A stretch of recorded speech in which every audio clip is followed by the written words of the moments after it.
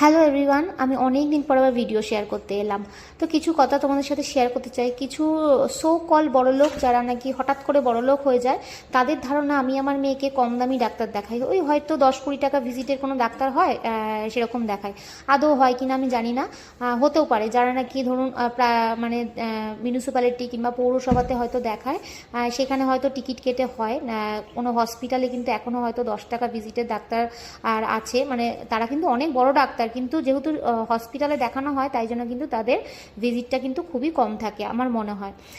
তো আমার ছেলের কথা আগে দিয়ে বলি।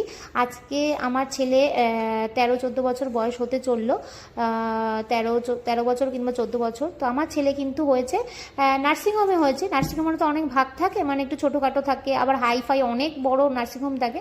তো আমার ছেলে নার্সিংহোম হয়েছে, কিন্তু অত হাইফাই না। তো আমার ছেলেকে কিন্তু আমি 12 বছর পর্যন্ত যত ভ্যাকসিন হয় তত সব আমি প্রাইভেট ভ্যাকসিন দিয়েছি। যত ভ্যাকসিন হয় সব প্রাইভেটে, একটাও আমি সরকারি ভ্যাকসিন দেইনি। তার জন্য কি, তাতে কি হয়েছে, তাতে কি প্রমাণিত হলো আমি বড়লোক নাকি আমি গরিব মানুষ যে আমার ছেলেকে আমি কিরকম ভ্যাকসিন দিয়েছি প্রাইভেটে, আমি অনেক বড়লোক, তাই তো?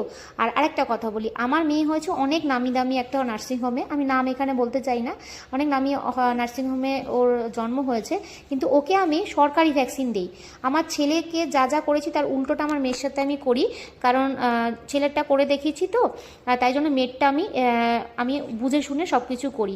এরকম আমার ছেলে কিন্তু সব বাইরের খাবার খেত, মানে বাইরের দুধ, বাইরের খাবার এগুলো খেত। আমার মেয়েকে আমি ব্রেস্ট ফিড করাই প্রথম ডে 1 থেকে, কোনো একটাও কিন্তু মানে বাইরের যে দুধ হয় সেগুলো কিন্তু খাইনি, আর খায় ঘরের খাবার খায়। আর আমার মেয়েকে আমি সরকারি ভ্যাকসিন দিই। তাতে কি প্রমাণিত হলো আমি গরিব মানুষ, আমি বড়লোকের ডাক্তার দেখাতে পারি না, বেশি ভিজিটের ডাক্তার দেখাতে পারি না?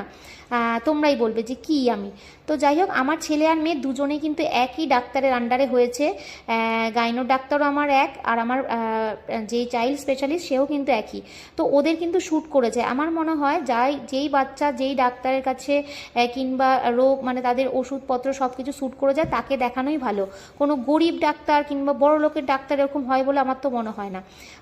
তাতে কি জানি, তারা অনেকে আছে মনে করে যে আমি মনে হয় গরিব মানুষ, তাই জন্য আমি কোনো ভালো কোনো ডাক্তার দেখাতে পারি না।